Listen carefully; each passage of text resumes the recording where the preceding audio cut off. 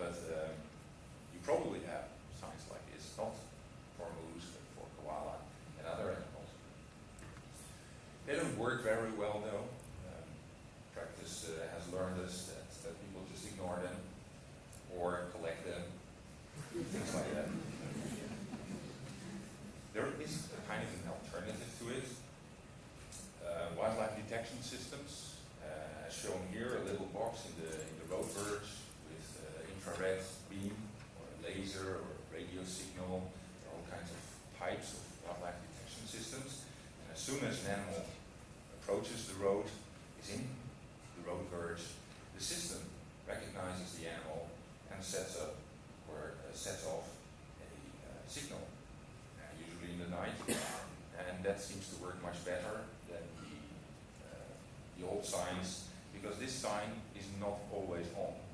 This sign is only on when something really happens in the road verge and the drivers are really responding to that. Besides signs or detection systems, there are all kinds of tunnels. One of the first tunnels that were built in the world, I think, but at least in Holland already in the 1970s, was a badger pipe. Very simple, very cheap, just a pipe, 50 centimeters wide, concrete or of steel. Put it in place, the badgers like it, they go through it, and badger roadkill is really declining in Holland at the moment. You're never finished with the design of even such a simple thing, as shown by this pipe here on the right upper side. Some engineer thought, well, we have some trouble with water dripping into these pipes, so let's make kind of a roof at the beginning. So even now, after 30 years, people still think of innovations of these things. We have about, I think about 2,000 of these structures now all over Holland, highways, regional roads, and they are used very well by badgers. Some even prefer them to sleep in. You can imagine that's a problem when other animals want to cross.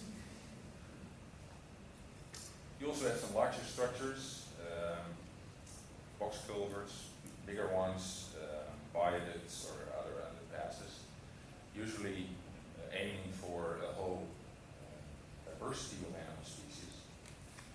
More and more engineers focus also on existing structures, bridges, culverts, and try to adapt them so that animals can use them.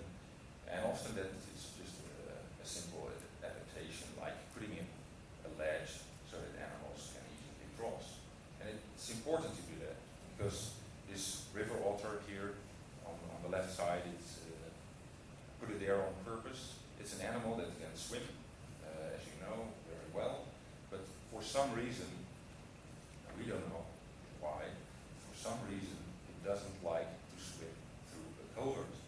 So at the moment he reaches a culvert, he leaves the water, goes over the road to the other side, and continues his way. And that's why and how this species became extinct in the 1980s in Holland, because he was killed all the time. Those ledges help him, he accepts these ledges, so he stays in the culvert and crosses underneath the road. So measures doesn't always have to be very complicated. And of course we have wildlife overpasses. We have this one, a special one in the south of Holland with a wetland stream on top as well, especially made for amphibians. They can also be very small, these overpasses, like this one. This one is just 1.5 meter wide or something, but it's a special one, I have to tell you, because it was actually made, this overpass, to facilitate a badger pipe. It could not be made underneath the highway, which was below the ground level.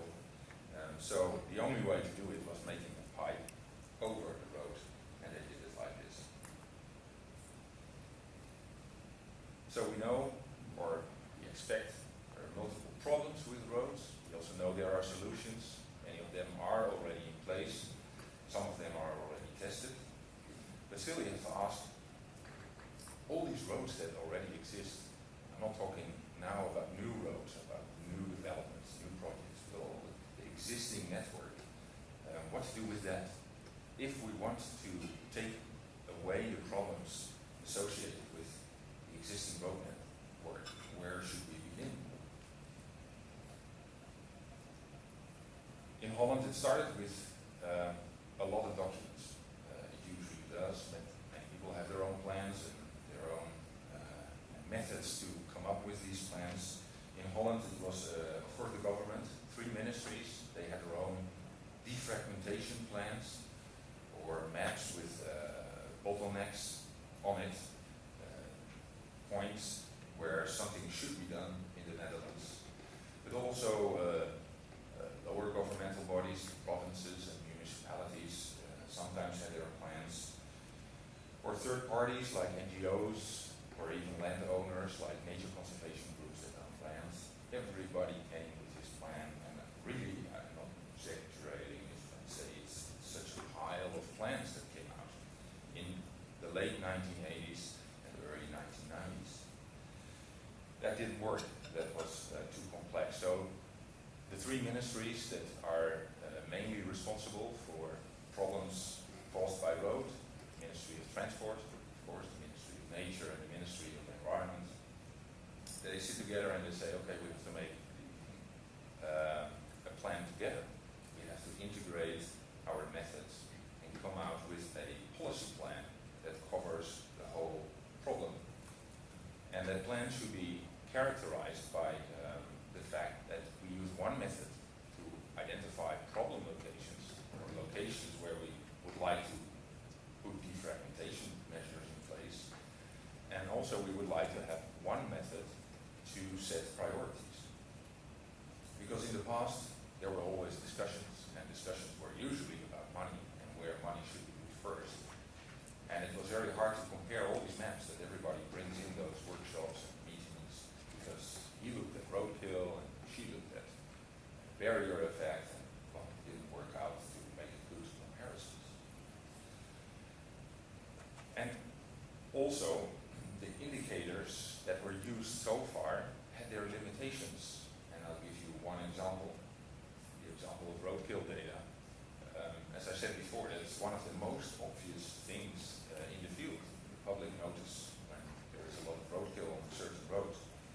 And that was often used in these times to come up with a map of bottlenecks. But it's good to realize that if there is no roadkill, it doesn't mean that there is no problem. Because maybe you killed everything already. Or maybe animals just avoid the roadside, avoid to cross.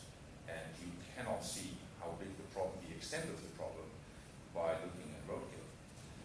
But also the other way around is true.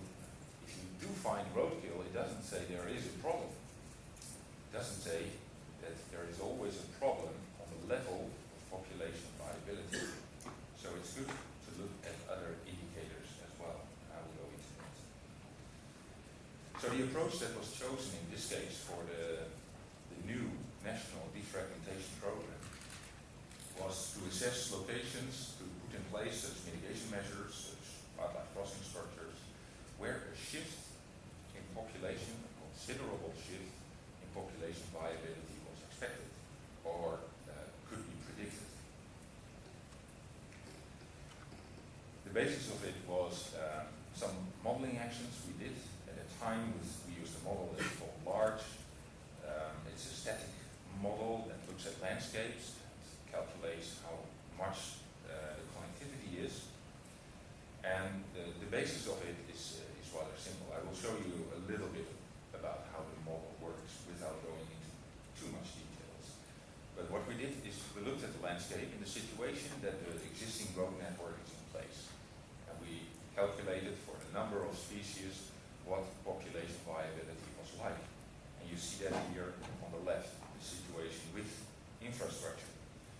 3 options. A habitat patch has a non-viable population, colored red. It has a viable population, light green, or it has a highly viable population, the dark green areas.